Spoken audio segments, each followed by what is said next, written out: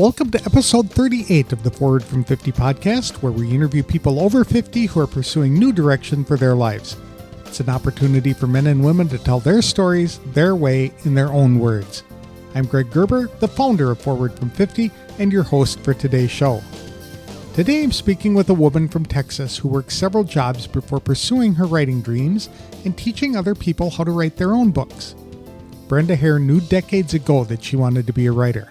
But that was back in the day when people had to convince publishers to give them a chance to share their wisdom or story with the rest of the world. When a traditional publisher brazenly told Brenda that she was a nobody, it hurt, but it did not dissuade her from pursuing her dream. Instead, Brenda spent 15 years learning how to publish her own writing. Through the process of learning the ropes, Brenda became the president of the company that first published her book. A short time later, she started her own company to help publish other people's books, whether fiction or nonfiction. Brenda's approach is that self-publishing opens the door for anyone to share or produce a book. However, there remains a right way to do so in order for self-published authors to ensure their books can stand next to any traditionally published books in a bookstore without readers noticing a difference. To tell us how she's changing lives by helping other people share their wisdom and experiences, please welcome writer, author, publisher, coach, and speaker, Brenda Haire, to the show. Thanks for joining me today, Brenda. I really appreciate your time. Tell me a little bit about where you are. Sure. I'm in Texas. I live in about an hour and a half east of Dallas, outside of a small town called Tyler, Texas. That's most people are familiar with it because it's the rose capital of the world. And it is a small town. We moved here. I'm originally from San Antonio. We moved here about 15 years ago and have been here ever since. So you are a lifelong Texan. I am. Do you get a special license plate for that? They should. I've only lived out of Texas actually for 6 weeks, and that was when I was in the Air Force. I lived in Biloxi, Mississippi for 6 weeks. Other than that, I've lived in Texas my entire life, and I was stationed here, went to basic here, and all that fun stuff. Yeah. Lifelong Texan. And what kind of career have you followed? I started out in the military. And funny story, I went to sign up for college and I stood in the wrong line for an hour and a half. And when I got up to the window and they told me I was in the wrong line, I said, this is not for me. And so I went into the Air Force instead. Actually signed up with a girlfriend who bailed out at the last minute and didn't go. So I started off a career in the Air Force. When I became a single mom shortly after that, I said, okay, this Air Force thing is not really for me. I didn't like driving a forklift. That was my exciting job in the Air Force. So I went into the hospitality industry, worked for the hotel industry for about 5 years. That was probably some of the best times of my life. I loved working in the hospitality industry. I worked in sales and marketing for Marriott, other big chain hotels. Had a blast doing that. From there, went into direct sales and worked in Mary Kay for about 4.5 years as well. Earned the car, did the things. But in Texas, it's a little hot for me to drive across town to drop off one lipstick. And at the time, I didn't have a heart for it the way I probably would now, a ministry heart for it. I didn't understand that side of it. So I thought, this is not for me. And went into ministry and worked in ministry for a mega church in San Antonio. And then when we moved up here and outside of Tyler, went into college ministry. And then God led me to writing. So here I am, an author, speaker, coach, writing books, teaching how to write books. So did you start writing after you turned 50? No, actually, I felt called to write in 2003. So I would have been 30. Okay. Okay. And struggled for 15 years to figure it out. And I was told I was a nobody by a traditional publisher back in the day when there was no social media platforms to put yourself out on. And so I had to figure it out, and I enjoyed the process of figuring it out so much so that I became president of the company that first originally helped me publish my first book, and then subsequently left that company to start my own company, helping people publish their work. So self-publishing certainly has changed the entire publishing industry. I mean, it allows everybody to share their story. Yes, the good, the bad, and the ugly of that, though, right? Because as self-published authors, we know that sometimes other people's self-publishing unprofessionally can actually hurt us. So we like to coach people to professionally publish their books so that they can stand next to any traditionally published book on the bookshelf and would know the difference. That's right. But it also means that there's no excuse for seasoned citizens to not share their stories and the lessons that they've learned over the years. because Absolutely. even a nobody can develop a platform, as Absolutely. both of us have Absolutely. proven. And my first book was actually my muse for my first book was my seasoned citizen of my life, if you will, who would have turned 100 yesterday. It was my grandmother. I went back to college after when I was in that struggling phase and sent some newspaper articles home to her. I wrote for the college paper and she, I guess, liked what she read and she had asked me to write about all the good in her life. And I was like, oh, okay, yes, I will do this. And we've got to figure this out. And she'd already written some stuff down and handed me a notebook and said, I'm ready. And I was like, okay, we're going to figure this out. So that was my first book, Save the Butter Tubs. I tell her stories of always knowing her worth and me discovering mine in the process of telling hers. So it was a seasoned citizen, if you will, that pushed me over the edge. Prompted you to do that. Wonderful. So what have you been pursuing after you turned 50 that's really invigorated you and given your life a sense of purpose? Sure. I just turned 50 this year, so I'm a new seasoned girl. Welcome to the club. Thank you. And what's funny, I knew 50 was going to be a big thing. People make a big thing out of it. And so prior to turning 50, I wanted to do something big for my birthday. And I had followed this woman who she does that kind of, she challenges herself all the time on her birthdays and does big things like skydiving or these kind of things. And so I'd been praying about it and just, what am I going to do? I want to do something big. I want to, come out with a bang, if you will, for 50. And last October, God stopped me in my tracks and basically said, I want you to learn how to prophetically dance. And my cousin had done this. And so I was like, okay. And he said it was just between the two of us. And so I figured it out and I actually documented it diary style. And that's this book. It's called A Moved Soul. Okay. What is prophetic dance? I've Dancing never with heard flags. Oh, okay. Yeah, it's interpreting dance. It's interpreting music, basically, just the same way somebody would speak prophetically to you. It's the same, but you're interpreting music so people can understand it for the glory of God. And I didn't know anything about it. I didn't know where to get flags. I didn't know the different types of, apparently there's all these different types of songs and it's a whole thing. So I learned very quickly, but I said, okay, God, I'm in. This is okay. And then he wanted me to dance on my birthday. At my birthday party, we were having a joint party. My mom turned 70, I turned 50. And so you were born on your mom's birthday? We were actually, hers is January the 8th and mine's the 26th. Okay. So we usually share birthdays. She lives about 5 hours from me. So we usually have a joint party in January. And so I said, okay, God, this is just awkward. I can't just show up at my birthday and be like, hey, everybody, I'm going to dance for you. That's just weird.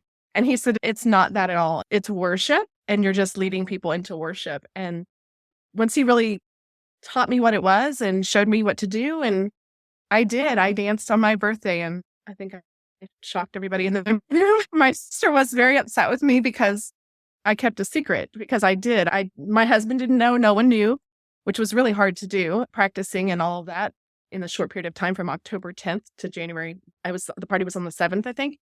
So it was pretty tight turnaround to figure it all out, but God's good. And so it worked, and I've been able to perform or dance a few times since, opening different speaking events. It's been really good how God's used it. That's interesting. I've never interviewed a prophetic dancer before. That's cool. Yeah. And so you just an interesting way to express yourself in a form of worship. Absolutely. Okay. Super. And do you do this at your church every week or regularly?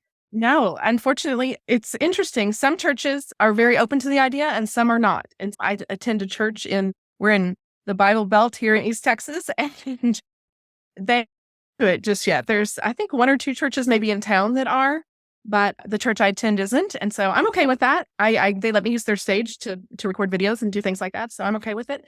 God will open the doors where he sees fit. And he has certainly done that so far for these speaking engagements and different things.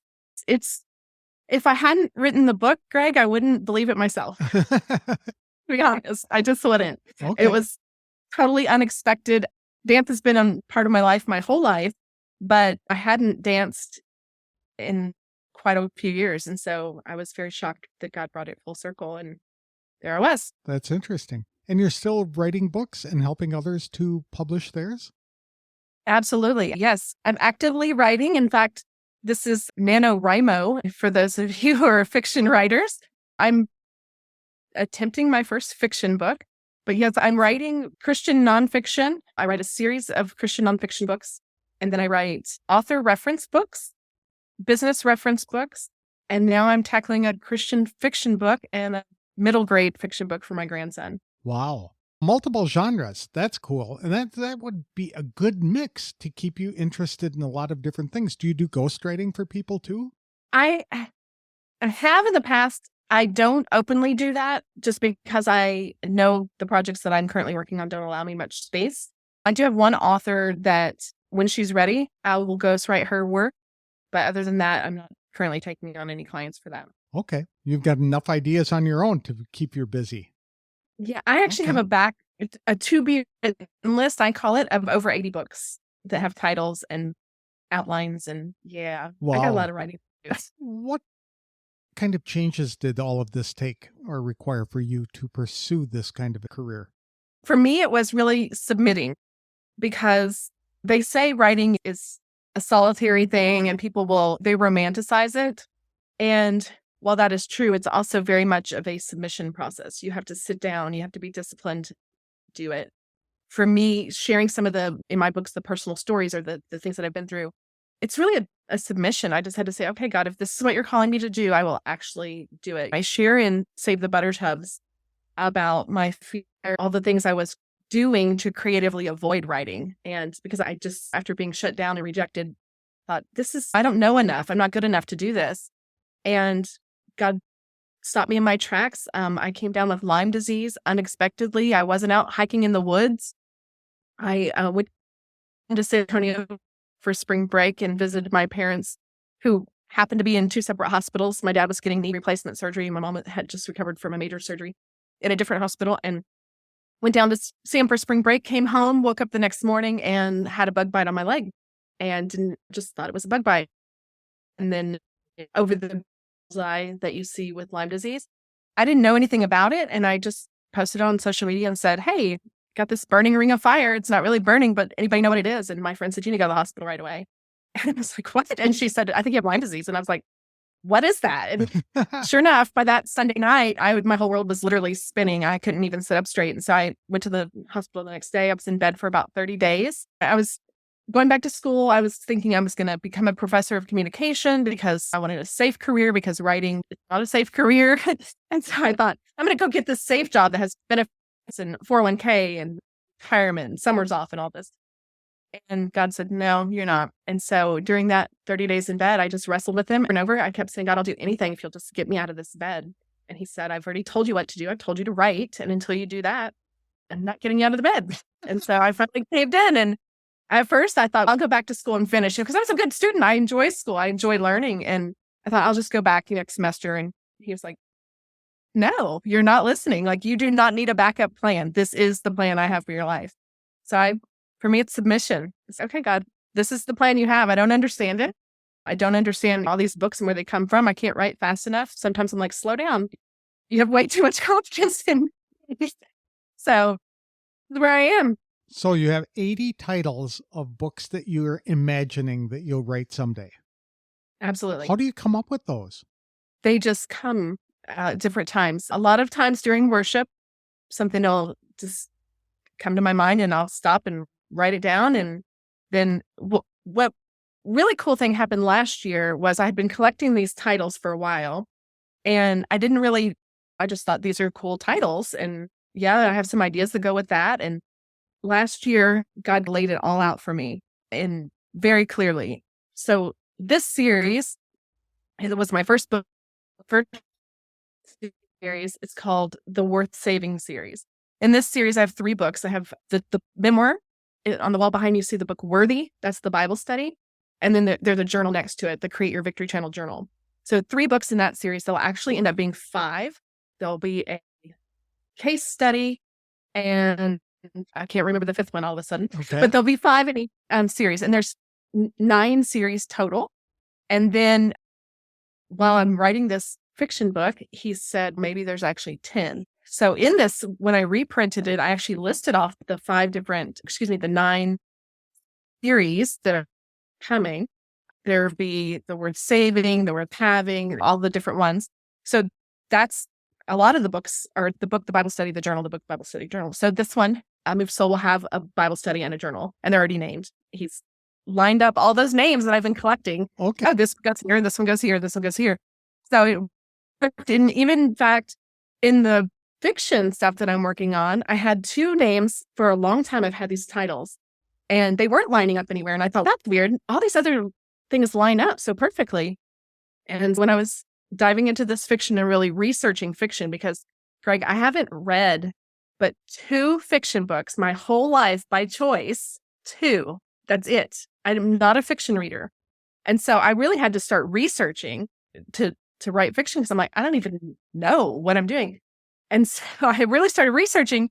And then all of a sudden, those 2 titles that were stuck out there, that's the books. That's them. And I'm like, oh, I thought I was writing 1 fiction book. Now you got me writing 2. Actually, it's got 4. But yeah, we'll see. How much time do you spend every day writing then?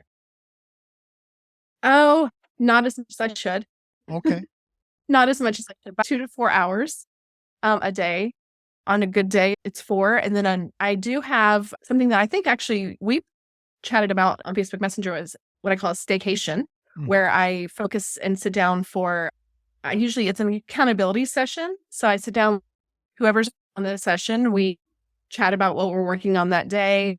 Then we go away, we write for 2 hours straight. We come back for half an hour, discuss it. How did it go? What progress did we make? Were there any hiccups? What were they? That kind of thing. And then we come back and write for 2 additional hours and then wrap up with another kind of wrap up session. And then if I'm still in the mindset, I keep going and write for another 2 hours after that.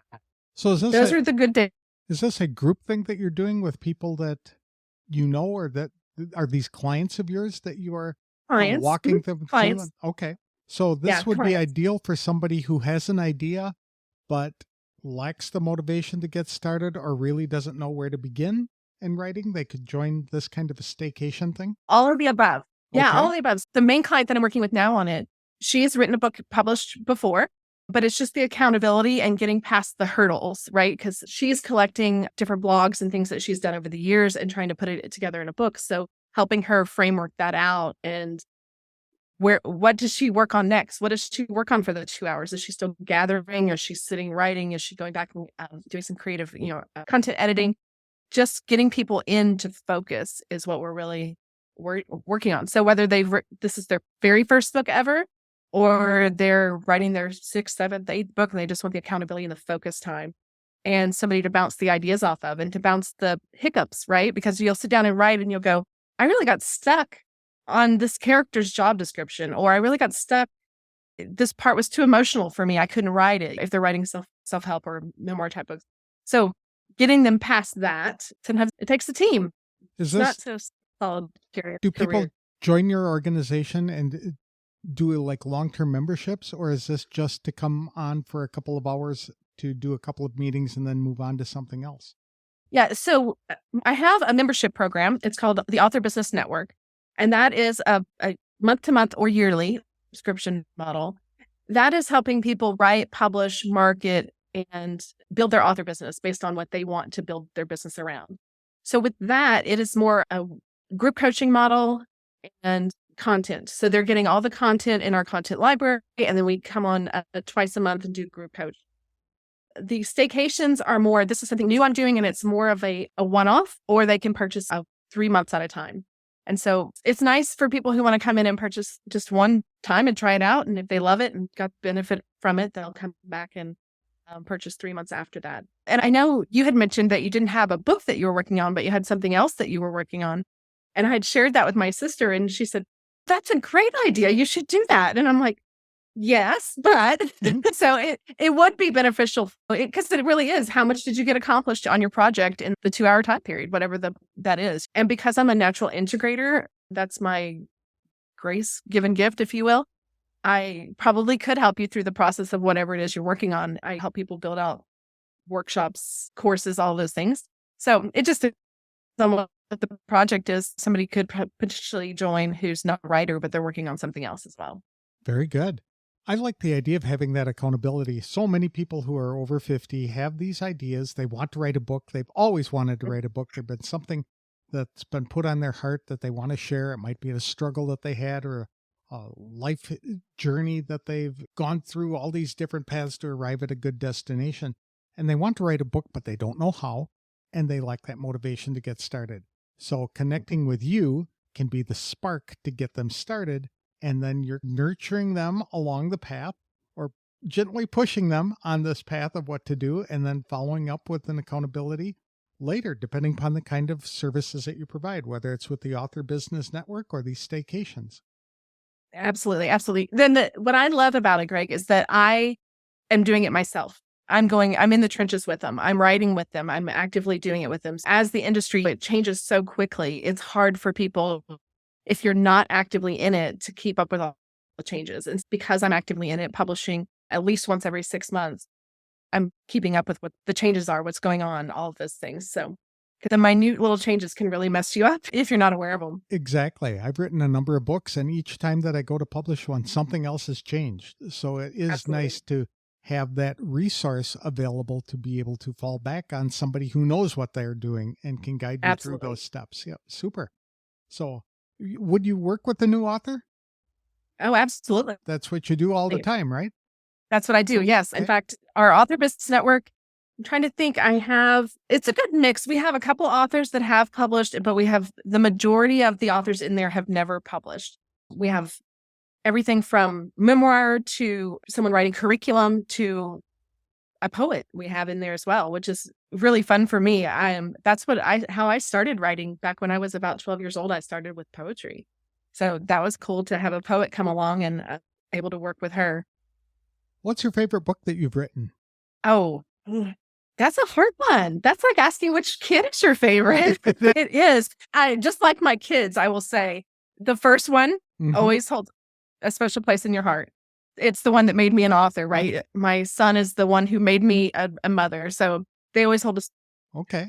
This one for sure is that book for me. But this last one, A Move Soul, I think it's my favorite because when I read it, it's like I'm reading somebody else's book because I'm like, I cannot believe you did this, God. Like it's like an out of body experience to read it back. Okay. And you got a new workbook about to come out. Absolutely, yes. And what is for that? Author. This one is the book writing process, and it's the second in a series. So the first in it is I've been told I should write a book, and this is the Author Solution series. So that was the question we get the most, right? People would say, I've been told I should write a book, and then they would lead with their question. So we tried to answer as many of those questions as we could in this book, and then we provided so that they could actually work through the process of writing the book. And so this book comes out on Tuesday, November 14th. I'm super excited about it.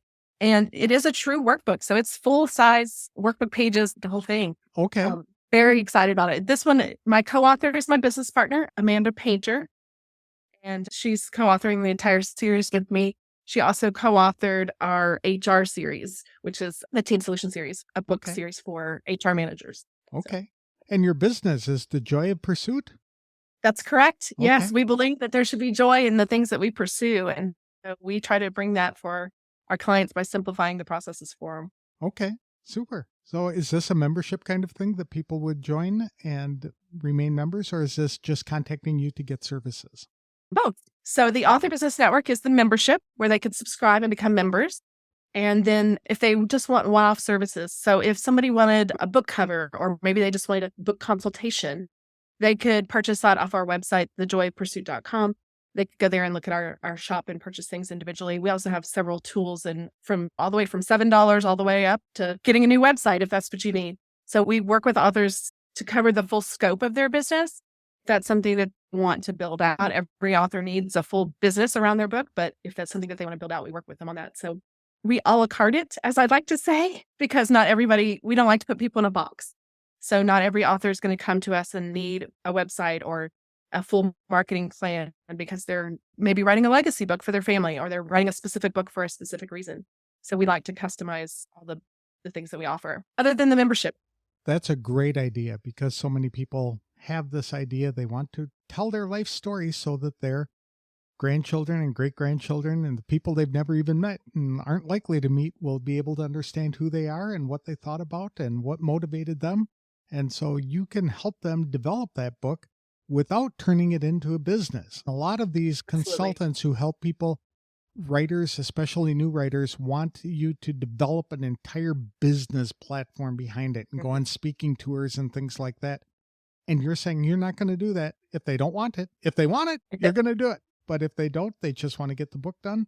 Let me help you do it. And here's the funny thing is sometimes they think they want it, but they don't realize what's all entailed in it. I worked with an author one time, and after a couple sessions with her, I could tell she didn't want to be a coach. She just didn't want to. But she had come from this training of you become an author and a speaker and a coach. And so I said, I have a feeling based on the lifestyle that you've given me, the things that you want to do every day, that your husband's retired, and the plan that you have for your life, you don't want to be tied down to a coaching schedule. And she said, tears in her eyes, she said, you're right, I don't. Thank you for giving me permission to not do that. And it was such a relief for her. But I think sometimes they get sucked into this idea that's what they have to do. And so we really look at that full scope of, are you a speaker? Do you want to be on camera? Do you want to go in person? How do you get these events? Where do you get them? All of those different things. Because it's not for everybody. Speaking on camera is not for everybody. I don't actually enjoy it too much, but I do it because I have a message that I feel I need to put forth. But yeah, really helping people understand their grace-given gifts and how to use those is what we focus on. I love it. Now, I know you're relatively new to the 50s within a couple of months, but do you have any advice for people who are over 50 on identifying their passions or pursuing a purpose for their life? Oh, absolutely. Okay. I would say pursuing their passions, because to me, your purpose in life is to worship God forever. It's what God tells us that's our purpose, is to worship Him when He created us for Him. So our passions is how He created us and how we're each uniquely made. And so discovering those, I would say and He really brought it such full circle in this book for me, which is so funny that it happened on my 50th birthday. Because all the little things I used to love to do, dance and wear tutus, and as a little girl, all of those things He just brought so circle. It's just crazy. And so I would say inventory your life and look for the moments that sparked joy for you. What were they? And what were the moments that you felt most alive? And I know in the past when I was searching for my worth and my purpose in this book, I looked up a lot of different books, and people would say, what did you always want to be as a little girl? And and that never helped me. And I always felt like that's so not going to happen for me. I'm not going to ever be a ballerina. I have old knees. That's never going to happen for me. And it doesn't have to happen the way we thought it was going to happen.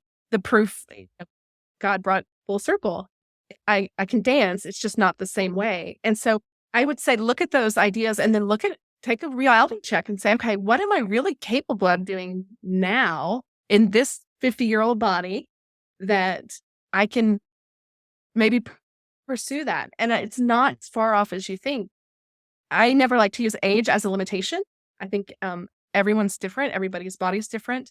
And you just have to apply yourself to the things that God's calling you to do. And you'll be surprised at what He would carry you through.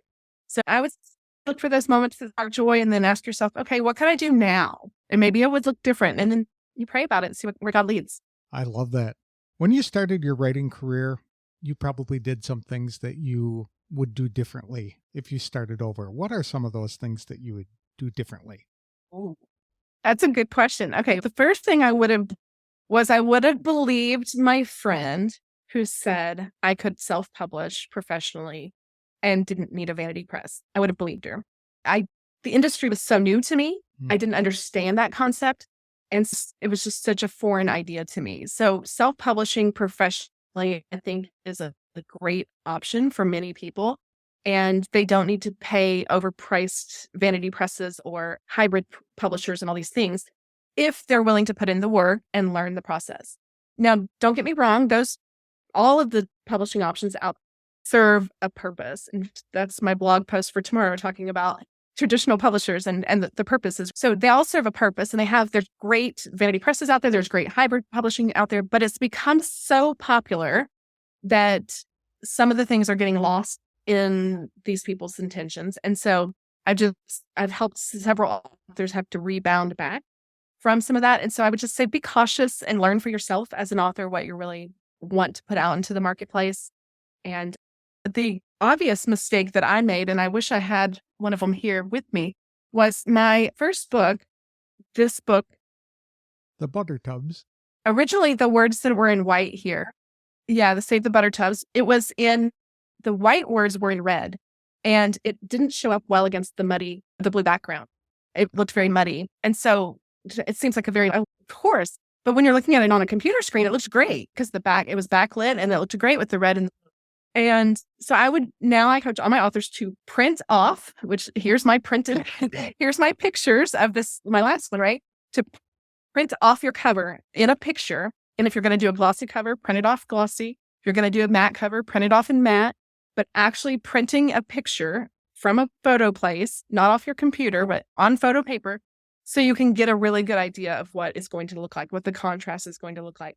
That would have saved me a lot of money, Greg. So that's a very practical tip that I'll give. It would have saved me a lot of money. I had ordered marketing materials with the wrong cover, a large order of books in the wrong cover, and then I had to go back and make all those changes later. So it would have saved me a lot of money if I would have done that ahead of time. That is an outstanding idea. I never would have thought to do that on my own.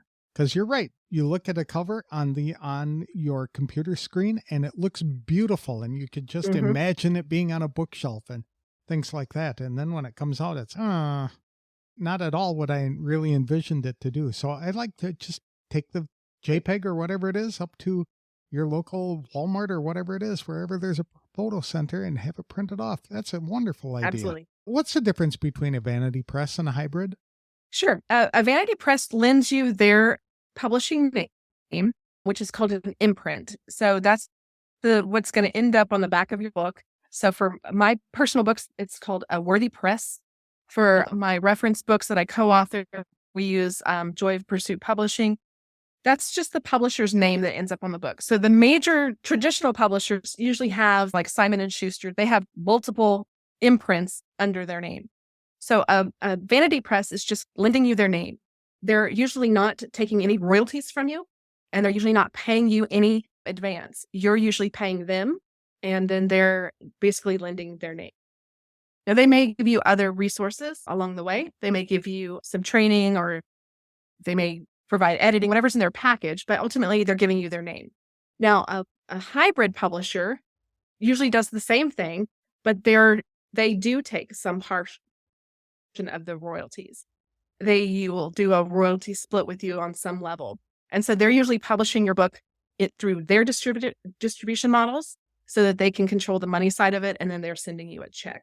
A little bit different model. And then obviously traditional publishers, they are paying you a royalty, an advancement, and then there's some kind of royalty contract with them, but they're taking care of all the costs that are involved, and you're paying for nothing up front. That's ultimately the three models. I'm doing a series of blog posts.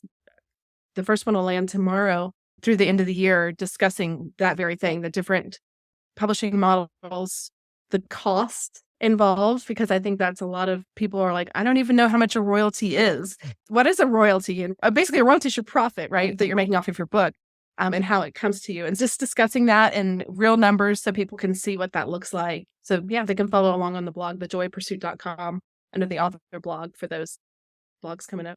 So a vanity press, a hybrid press, a traditional publisher, and also fully self-published, where you do everything by yourself and figure it out on your own, which I discourage people from doing because it is so complicated and hard to figure out what you're doing right. You're doing things over and over again in order to get it right to the standards of the companies that will actually print and sell the books. Yeah, absolutely. Yeah. So I think there's 6 altogether I map out. So the vanity press, the hybrid press, traditional, self. We talk about publishing coaching, which is what I do. And then we also talk about your local printer. So that's always an option. Some people are like, why would I go to my local printer? If you just want to print off a manuscript to leave for your family, you can certainly take that option. So we don't want to leave them out. That's an option for people. They don't need to go to some big press and go through all the hoopla, right? They can just go down to their local printer, print it off, and give their family some gifts. And there's other avenues out there that other companies have sprung up over the years that will help people do that as well. You print off a legacy piece type of thing. So certainly an option, but I'm a fan of what I do, obviously, publishing, coaching, because I think it's important for people they don't know what they don't know. And so being able to coach them through their next steps is really important. How can people connect with you if they would like to tap into your services or even ask you a question? Certainly. They can follow us on social media. The most active, we're on TikTok, believe it or not. We're trying it out over there. I know it's not the over 50 crowd, but we're trying it out over there. And on all our platforms, we're Joy of Pursuit. So they can follow us on Facebook, Instagram, or TikTok. Of course, on our website, it's thejoyofpursuit.com. They can reach out to us there as well. They can find all of our services, read more about the Author Business Network and upcoming events and workshops that we have. That's wonderful. Thank you for sharing your story today, Brenda. I really appreciate it. And I know that this is a kind of thing that seasoned citizens have wanted to do. Their families have told them, you need to write a book. Don't let your stories die or go to the grave. You've got to preserve them. Just the generation that we're in, you're a youngin' in the over 50 group, but the generation that we're in has a lot of wisdom, a lot of knowledge, a lot of experience. And that needs to be captured because it's vanishing quickly. So I'm glad that you guys provide that kind of service. Thank you. Thank you for having me. And in my first book, I shared that I was able to capture my grandmother's stories, and it's actually her writing. So I share it it's in parentheses when it's her writing. I share her pictures and all of that.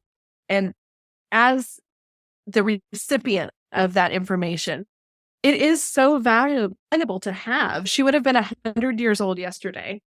And just thinking about all that she lived through in her lifetime, all the stories that she shared that would have been lost had we not done this project. She wasn't very open about her religion prior to this project. She never really talked about her past much with me. And so learning so much through the process with her was just invaluable. I encourage people, if you don't feel like you can do it alone, grab a family member and say, hey, I want to leave this legacy for the family. And would you help me work on this project together? Show me how to use Google Docs. Show me how to, join this network with me and show me what to do. We encourage that. We love when families come together and work together. It really does make a difference. I'm so glad that I have those legacies. And for her, she was part of the World Heritage Site in San Antonio. The Alamo is one of the 5 missions. My grandmother went to school at one of the other 5 missions called Mission Espada. And that history is being lost. And so the fact that I have the history to go with all the pictures that she left, we now understand the pictures. It's so valuable just to history and culture. So you never know what you're going to leave behind when you take the time to share your stories. So I agree. Thank you so much for having me, allowing me to share our platform. I actually met Brenda Haire at a writers' conference in 2017 when I was publishing my first book. She subsequently served as president of that company until the owner wanted to take it in a different direction. That opened the door for Brenda to start her own company to help other writers package their thoughts into books and platforms of their own. Brenda just turned 50 this year, but she is already flourishing by doing what she does best, which is sharing stories and helping people to overcome their fear of rejection, move out of their comfort zone, and walk into their legacy. Her first book, Save the Buttertubs, Discover Your Worth in a Disposable World, walks readers through a process to trash the lies they've been told and instead to treasure the truths God put on their hearts. Brenda wants people to live lives that are fully alive. In fact, she's following her own advice. After falling in love with prophetic dance, she wrote a book called A Moved Soul to introduce people to a way in which they can encounter God by holding tightly to what He calls them to do. Today, Brenda isn't just sharing her stories, she's writing in multiple genres including Christian nonfiction, reference books for authors, as well as her business reference books in the area of human resources. She's also venturing into fiction writing. With an ever-growing list of 80 book ideas, it's unlikely Brenda will run out of material to write about anytime soon. The biggest lesson Brenda learned through the process of developing her own company was submission. She had to submit herself to a discipline of prioritizing her time and actually sit down at a keyboard to get words out of her mind and onto her keyboard where they could be transformed into a book. It also required her to submit to God's will. Brenda wanted to get a safe job as a professor of communication because it offered good pay, stable hours, and fringe benefits like a retirement plan. When she became sick with Lyme disease, it became apparent to her that God was serious about Brenda needing to venture out on her own as a writer. Brenda also realized that once she was given an assignment from God, she did not need a backup plan. Because it was God's plan for her life, and she was obedient in going in that direction, Brenda has enjoyed a successful career in her 50s that leaves her fulfilled. I think that's a lesson all of us can apply to our lives. If you have a book idea but don't know how to start or need a plan for making it happen, Brenda wrote 2 books that can help you get started in the right direction. They are I've Been Told I Should Write a Book, Answers to Clarify an Author's Vision, as well as her newly released workbook, The Book Writing Process, How to Write a Nonfiction Book That Sells. All of her books are available on Amazon and at other bookstores. Brenda offers coaching services and other tools at her website, which can be found at www.thejoyofpursuit.com. You can also find her on Instagram, Facebook, and TikTok. That's all I have for this week's show. If you'd like help in identifying a purpose for your life or to get help planning your next steps, I'm offering a complimentary brainstorming session to members of the Forward from 50 Facebook community. For details, connect with me on Facebook or visit www.forwardfrom50.com. I'll have another inspirational interview on the next episode of the Forward from 50 podcast. Thanks for listening. If you like this show, please consider leaving a review wherever you download the episodes.